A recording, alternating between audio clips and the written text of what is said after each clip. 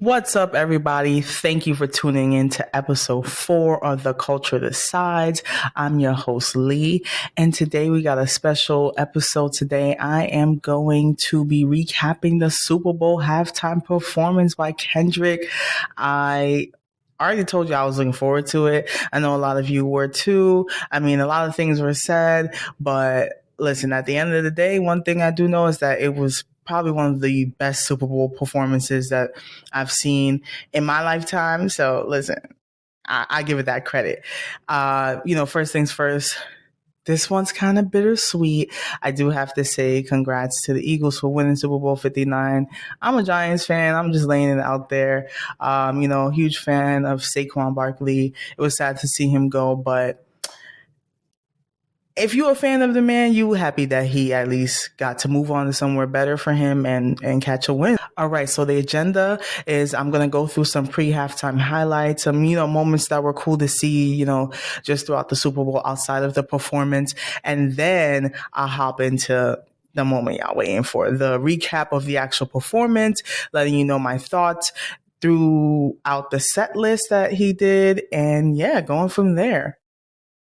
So first things first, just to talk through some highlights and some facts that I actually found out about the show is that, Kendrick he's been working with Mike Carson for a while. Mike Carson is his creative director. He actually also linked up with Shelly, which is a phenomenal director known for helping major stars like Beyonce, Lady Gaga, Rihanna, etc., like work on their halftime performances and just like any tough shows. If you need someone to figure out how can we get this impossible task done, she's the lady that has been holding it down. So, just in case you don't know, they have 6 minutes to set up the stage and 6 minutes to leave without ruining the field. So, that's a tough job right there. And just seeing the performance that Kendrick did, there was a lot of, intricate details there. So very impressive overall to see that they were able to design such a amazing set in a really short amount of time. That I'm sure that takes a lot of practice leading up to it. I mean, who even knows how much practice they get to have? I don't know if they get to feel like that. But yeah, very, very much like a lot of hard work being done to put on these shows. So to kick off the game, of course, they're going to do the national anthem. And this time we actually, had the Black national anthem sang across the stage for national television. And a lot of people was hating. They was mad, hating that, we get to have a moment in there too. I mean, you're in New Orleans. Like, what do you expect? This is literally the center of Black culture, so of course we're going to do what we got to do. We're going to sing and show you how the culture gets down. But the others were hating about that, which is ridiculous. But on to the next topic. Doechii actually got the chance to appear in a Super Bowl commercial this year. So congrats to her. She was actually narrating Nike's first commercial in 27 years. They did a ad focused on women's sports, and there were some poppin' athletes in there like Sha'Carri Richardson, Aja Wilson, Jordan Childs, like Juju Watkins, they was bigging up the woman with this commercial, and it's amazing to see that Doechii got such a significant spot in a commercial. Like I said, Nike hasn't had a Super Bowl spot in 27 years, so goes to show a lot about what she's doing, and she's gonna keep getting this money regardless. So I'm proud of her for that. As far as another highlight, we have some stars in the house. Of course, everybody got to pop up for the Super Bowl. Maybe I can too one day. But we had Jay-Z with the kids. He was actually there with Blue and Rumi. And honestly, the photo that I saw, Beyonce wasn't in it. So I was gassed. I was like, wait, is Beyonce going to be a surprise appearance? Who knows? Maybe she's in the back doing sound check. Maybe she's in the back helping Kendrick. But we know Beyonce didn't show up by now. Otherwise, it would have been making a lot of noise. But yeah, that was, one of my thoughts leading into it. We had Cardi B, Megan Thee Stallion, and of course the famous combo now, Taylor Swift and Ice Spice. I guess they making annual appearances for the Super Bowl together. Don't really see them together outside of that, but whatever. That ain't my business. And yeah, those are like, just nothing too crazy, just a couple standout moments to me. And then I want to also talk about like some of my questions and thoughts leading into the performance. So, leading up to, of course, Kendrick was like doing some promo and teasing some things. He did say there was a very huge surprise. So I was like, okay, what's the surprise outside of SZA? Is it Beyonce? Is it Rihanna? I don't know. Like, who knows? You know what I'm saying? Like, I mean, Kendrick has many tricks up his sleeves, and we did witness that Sunday night. You know what I'm saying? We as a nation, as Black culture, we saw what this man is capable of in just 13 minutes. The fact that you only get 13 minutes to perform and he was able to cover so much, which I'm about to get into, is amazing. Another question I had, and a lot of, I guess, another question that a lot of people had was, is Tyler the Creator going to show up? In one of the promo videos for Super Bowl, Kendrick had a marching band in the back. So people were like, yo, Tyler's showing up. He definitely is. But Tyler, like I said in the previous episode, he was like, nah, fuck that. I'm on tour. I'm not showing up for this. But, he didn't show up. But it was, I will say Kendrick did just the right things to kind of like make everyone and like anticipated for the moment. One anticipated to see him, SZA, and then like, okay, what is about to happen? I am going to unpack this for y'all, and y'all can let me know y'all thoughts about what y'all thought of the show. Comment on anything. Before I get into my recap of the performance, you guys know what to do, but let me remind you just in case, make sure you follow the Culture Decides on Instagram, on Twitter, and guess what? There's a TikTok now, so go follow me there too to stay tuned with clips, any episode announcements, and honestly, a place for you to voice your opinion. If you saw something you like, you heard something you disagree, like, agree, whatever the case is, let me know, hit me up. I'm down for the conversation. And don't say I didn't tell you. I'm telling you now. Make sure you like and download this episode. If you're watching on YouTube, please subscribe and hit that like button. Thank you.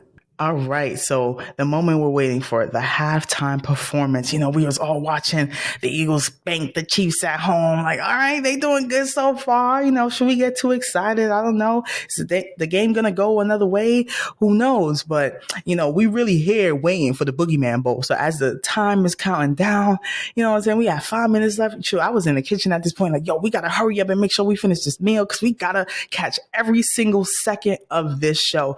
I don't care if it's gonna be available after. I need to see it live, okay? Because they try to cut shit out.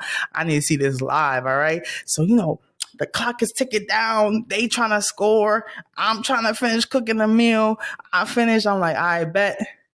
You see them in the back fixing up the stage for Kendrick. They pulled out the all black Mercedes GNX, and I'm like, oh, he's performing GNX for sure. I saw, people like academics trying to leak the set list or whatever the case is, but they ain't do nothing. They ain't throw the man off, nothing like that, So, like I said, we already knew what was coming, and we was excited to see that.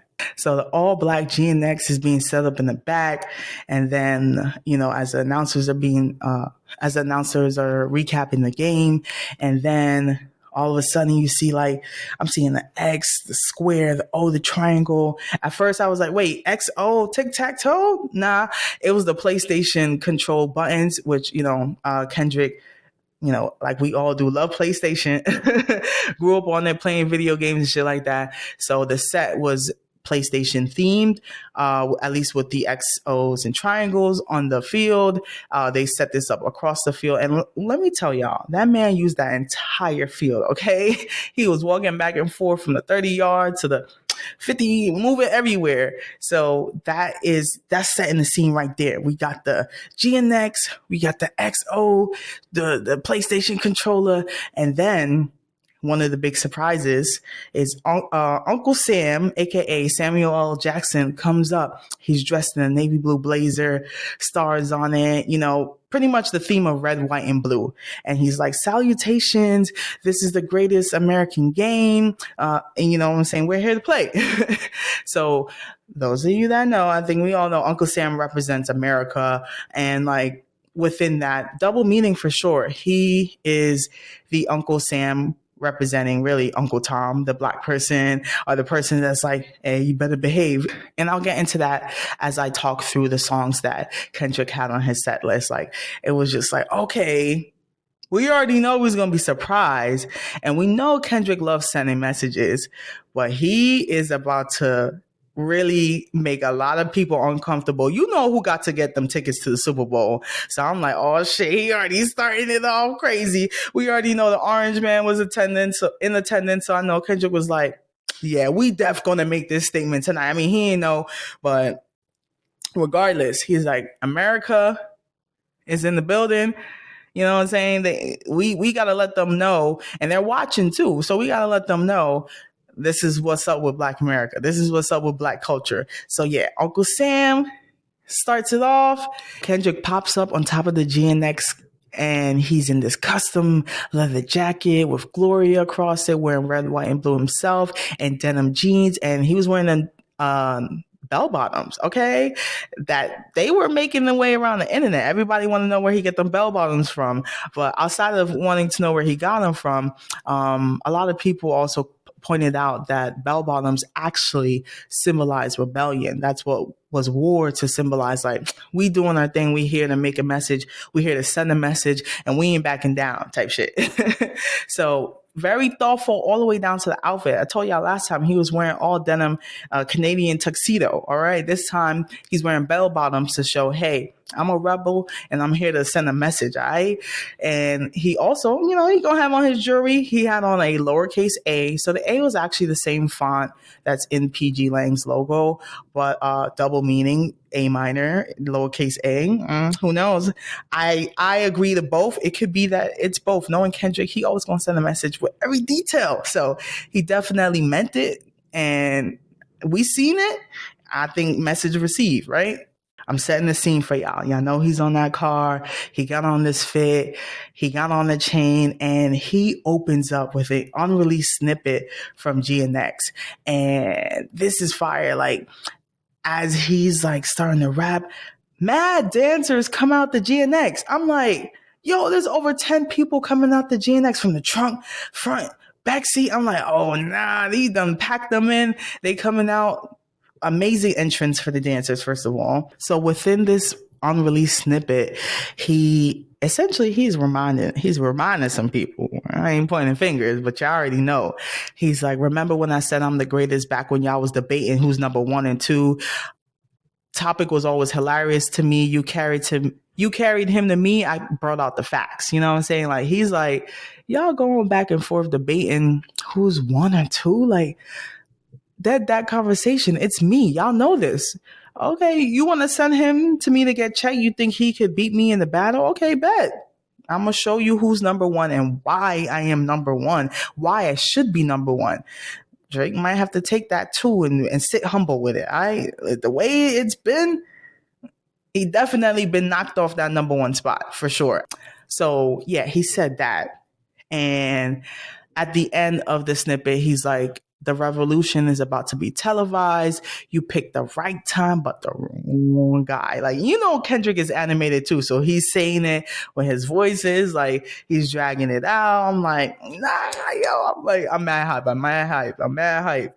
Just hearing him, I'm like, all right, he's starting off crazy. Uncle Sam, the bell-bottom jeans, the American themed colors. What else is about to be said? So then he going to squabble up. You know how we feel about squabble up. I mean, at least me, I know the culture's feeling it, but me personally, I love that song. The GNX itself, just through and through, good, great, amazing. Like, so he does squabble up. Uncle Sam comes back. Remember, Uncle Sam is Uncle Tom ass nigga type shit. So Uncle Sam is like, nah. Too loud, too reckless, too ghetto, which, like I said, remember who likely have them Super Bowl tickets, who's in them seats. And it's kind of like he was probably reading the minds of some of those people there. Because, you know, you go on the internet after you see people talking mad shit on TikTok. And I'm being honest, a lot of white people like, oh, this, y'all make everything about race. What is this about? Like, it's not that deep. if you didn't understand it, it wasn't meant for you. And if you're not willing to understand it, definitely not meant for you. So, Uncle Sam is coming out to warn him, aka Uncle Tom, like, you better behave. This is too much madness going on right now. He's like, Mr. Lamar, do you really know how to play the game? Do you know how to act around these people? All right, do you? Okay, then tighten the fuck up. Don't make us look bad. And he's like, okay. He performs Humble next. Now I feel like he's telling a story, obviously, with the tracks that he's choosing. I'm like, all right, you want me to be humble? I'll be humble.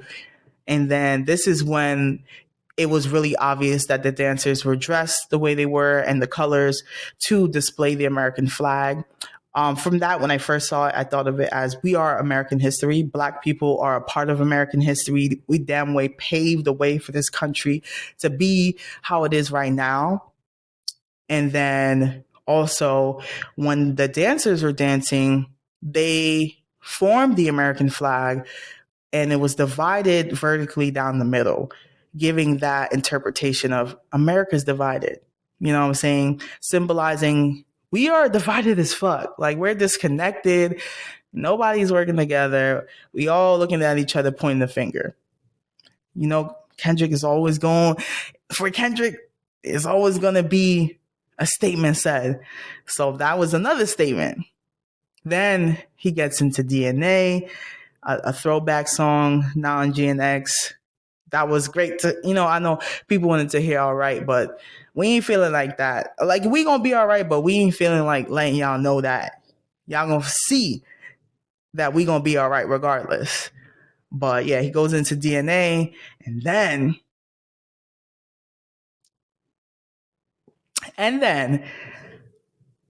Euphoria. Now, Euphoria is arguably one of the best diss tracks out of that entire beef. Like, I think a lot of people are like, yeah, like, Not Like Us definitely had a great cultural impact, but like for the people that are like that dark, spooky, rip them to shreds, like Not Like Us had those punchlines and shit, but Euphoria is like, oh my God, like yo, you gotta chill. Before he performs Euphoria, behind him in the crowds, there's signs lit up that says warning, wrong way. Like, I don't know if it's like, Uncle Sam was trying to send him a warning, like, hold on. But yeah, so that was another little Easter egg in there, I guess you could call it. And yeah, so he performs that. And I feel like with the songs that he's chosen so far, and all the songs across the set list, he was very intentional about even the lines he chose to say and end with to make like, all right, period. I just said that. So with Euphoria, you know what I'm saying? He goes into Man at the Garden and he's like, keep these bums away from me. You know what I'm saying? A part of the song. And I thought that was a great way to kind of like start that. So he does that. And, in Man of the Garden, he says, why do you think you deserve the greatest of all time? What the fuck? And while he's performing Man at the Garden, it's a lot of poetic snaps. Like they're like, it's giving like that poetic, like doo-wop kind of vibe. Like just like everything was a nod to Black culture.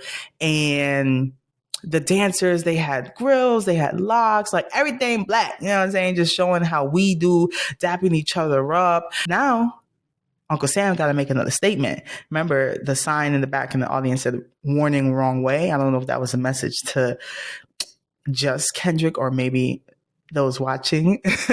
So Uncle Sam comes out and he's like, oh, I see you brought your homeboys with you. Cultural cheat code, you know what I'm saying? Like deduct one life from him. And like I said, he had his homies with the they was all dapping each other up, grills, like just looking like, we outside, we here together. So Uncle Sam was like, nah, don't do that. Don't bring these folks around these people. Don't be doing all that. He's like, whatever. Goes into Peekaboo. Now on with Peekaboo, he's performing on the X symbol of the PlayStation controller on the 30-yard line. Now, people are going to be conspiracists. I grabbed the conspiracy tea for you just in case you wanted to know. So, everybody have speculations that Drake kind of set X XXX Tentacion up. And, you know, that was kind of an interesting time because everything kind of pointed at him, but there was no like concrete proof. But whatever. They were like, oh, they were on TikTok like, yo, he's on the X line and XXX equals 30. Maybe can you, hey, the way nothing at this point can be tossed out, you never know. Maybe he was, and only Drake watching will know. Oh shit, nah, he getting spooky. But that's for my people that love them conspiracies. You know what I'm saying? That's what they saying out here in these streets. I don't know. I ain't confirming or denying nothing. So after Peekaboo, Kendrick goes into just a little something, just a little tease of Not Like Us. So he was teasing it, and he has his backup dancers there. So he goes up to, he's like, ladies, I want to make a move. And the beat came on, and we're like, hold on, he about to do it right now? Like, everybody was debating if he's going to do it. Like, I felt in my heart he was going to do it regardless. Even if that slapped on another lawsuit, it was worth it to him. So he like, ladies, I want to make a move, and then he's like, I want to perform their favorite song, but they love to sue, maybe later. And then he's like, you know what, let's slow it down instead. And then Luther comes on, and this is the other surprise. Well, we actually knew about this, but SZA comes on, SZA pops up. She's in the all red fit, a leather jacket. I guess the theme was leather jackets, and she had Lana on it, and on the back it said "Crybaby," which she is a crybaby, I guess. But advertising, marketing the album. I don't blame her. She about to be on tour with Kenny. Might as well.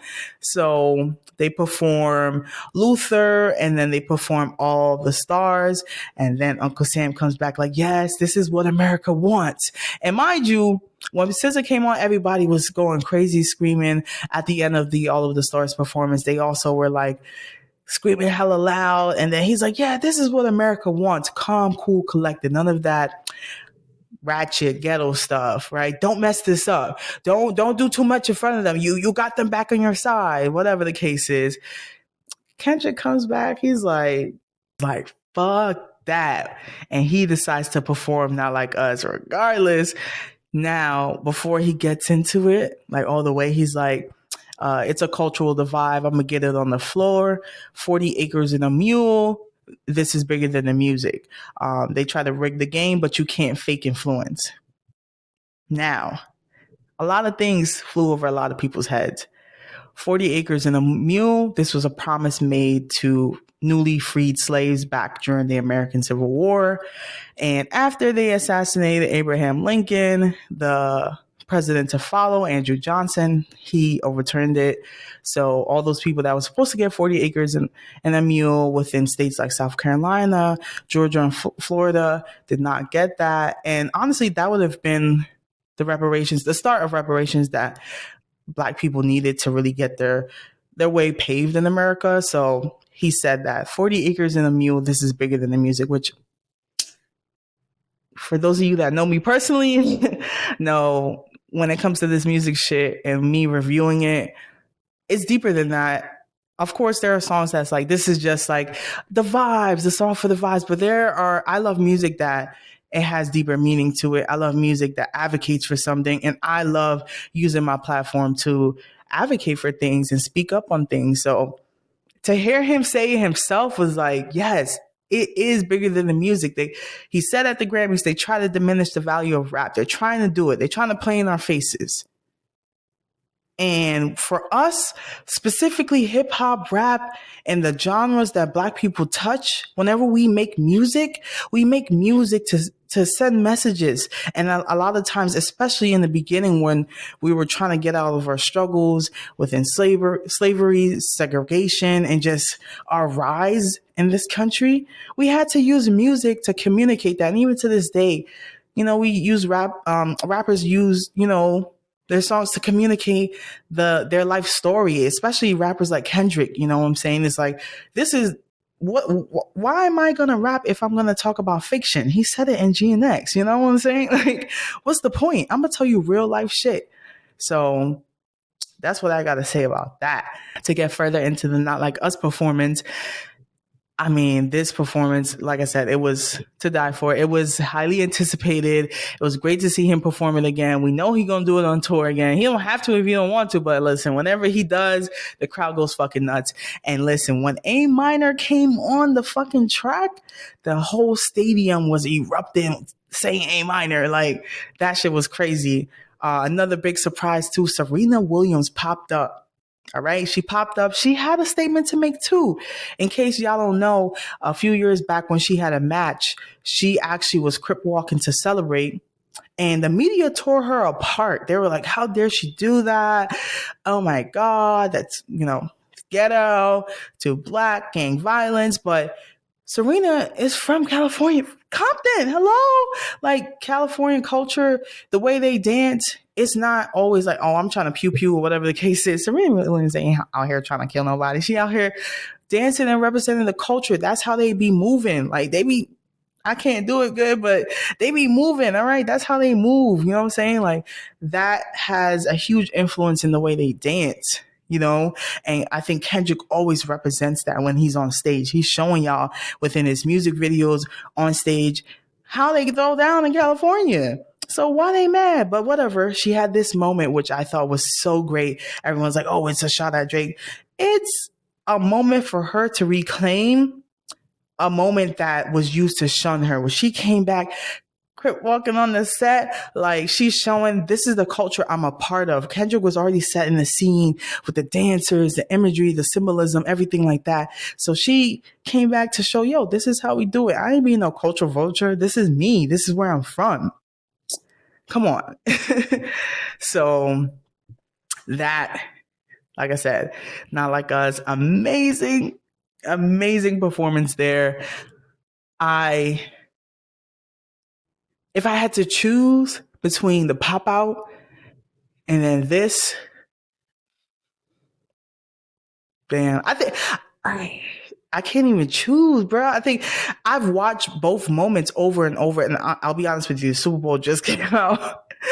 It just came out yesterday. I mean, the Super Bowl just happened yesterday. I done watched that halftime performance, like, I don't know, 6 times already.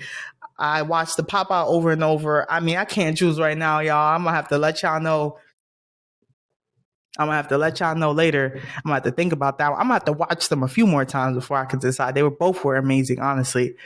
But, to finish it off, like I said, he had 13 minutes, but he did a lot. 13 minutes. He performed TV Off, and Mustard pulled up. DJ Mustard, which I'm actually excited for him. He has the Heinz collab right now going crazy. And he also pulled up in the leather jacket. Like I said, I think that was the theme. I think that was the uniform for the night, leather jackets. All right. So he had actually flags, reverse flags on his jacket, which actually dates back to the Civil War, and it means charging into battle. So we got the rebellious bell bottoms on, Kendrick wearing them. We got Uncle Sam in the mix, sending out messages, behave in front of these people. And we got Mustard. Kendrick, Mustard, all the themes that Kendrick brought was like, I'm not listening to what America says. Like, fuck that. I'm doing what I need to do for our people. And they made a statement for sure with that. Charging into battle. That's what those reverse flags mean. So Kendrick is charging into battle. He charged into the battle. And at the end of the performance, the lights go off in the audience. They show the game over sign, which everybody was talking about that at the end of the night. I think also symbolic for the Eagles too. The game was over for the Chiefs. They washed, done up. And I think it was really important to see even them win too. Like, for Black America, like, a lot of Black athletes on that team, I'm not saying Patrick Mahomes isn't, but they on the side that his wife thought his favorite food was fried chicken. Like, they not like us, all right? They not like us.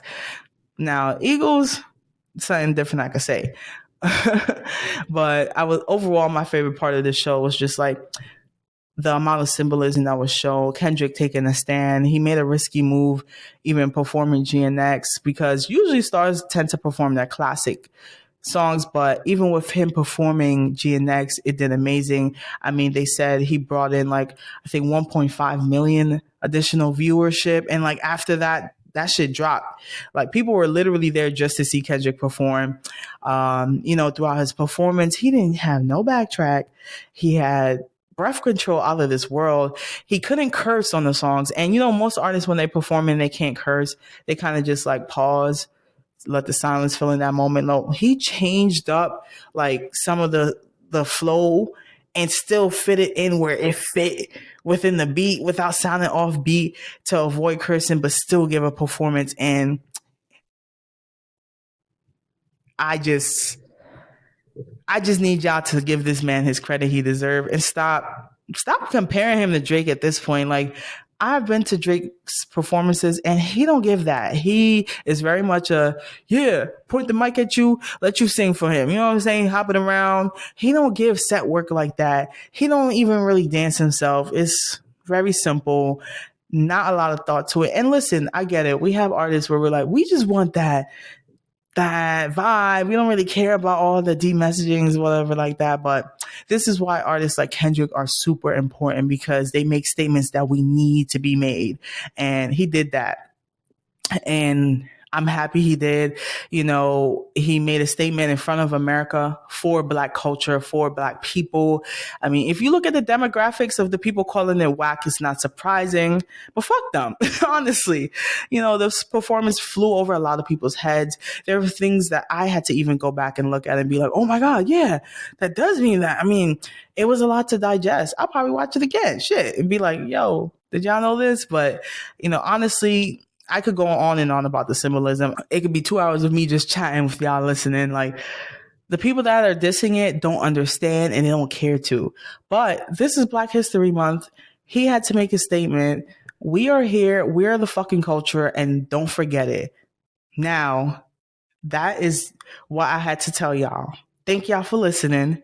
Make sure you follow the Culture Decides on Instagram, X, and now TikTok. Stay tuned, like and download.